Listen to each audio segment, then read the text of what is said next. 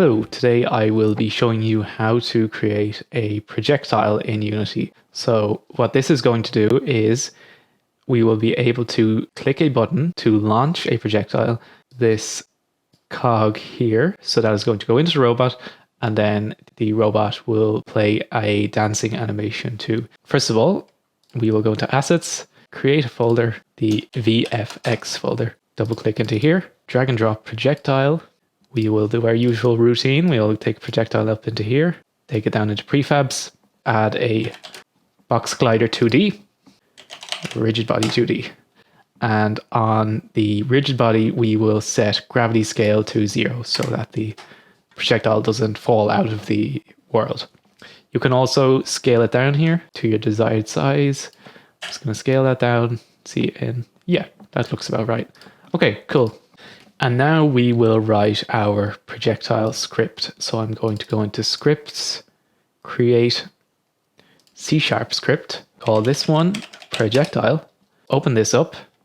And the very first step we're going to take is turn void start into void awake. Instead of void start, which runs the second the game starts, void awake will run when the projectile comes into existence.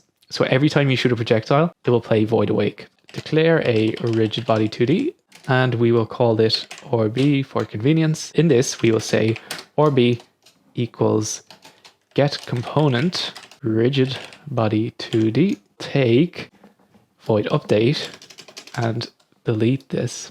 Create our own method called public void launch, and it's going to take two parameters. It's going to take a vector2 direction, which will tell us which way the projectile is going to go, and it will take a float force, which will tell us how quickly the projectile is going to fire.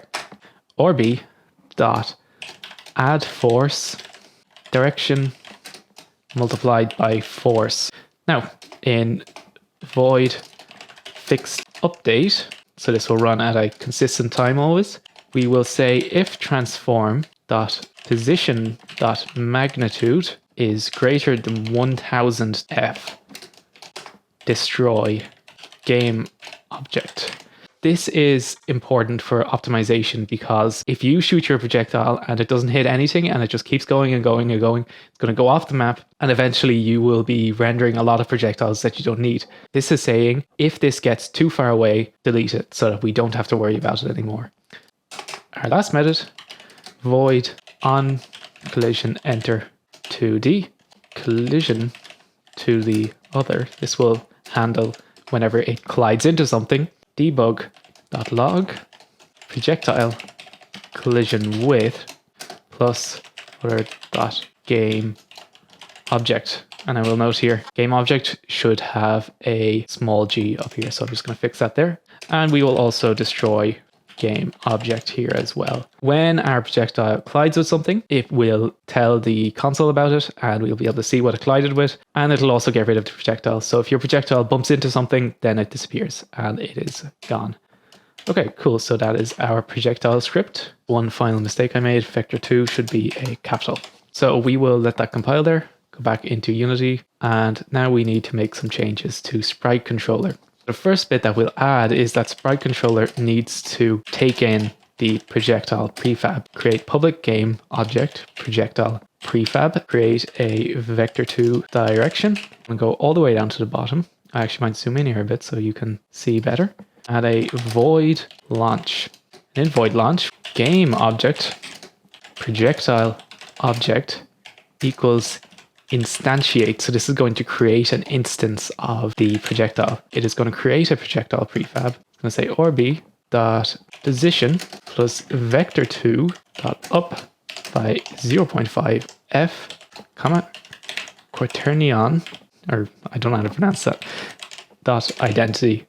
This very long and complicated piece of code will get the projectile object and create an instance of it at the position of our character. After you've created that, we will just say projectile equals projectile object dot get component projectile. So this is going to take the projectile script from our projectile object, which is just being created. So that is a lot of projectiles.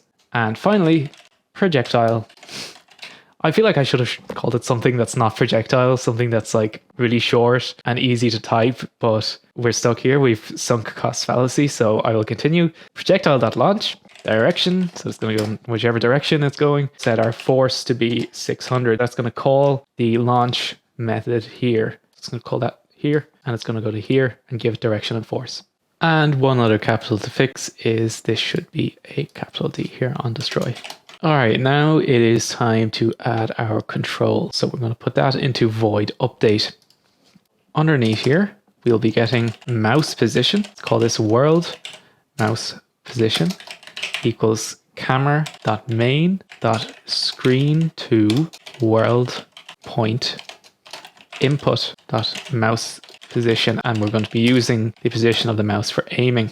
Vector to world mouse position minus transform dot position. So this is going to make the mouse position be in relation to our character. And then direction dot normalize, which runs a little bit of maths on our direction. And then we will say if input dot get mouse button 0. So this is telling us if we're pressing the left click, we will launch.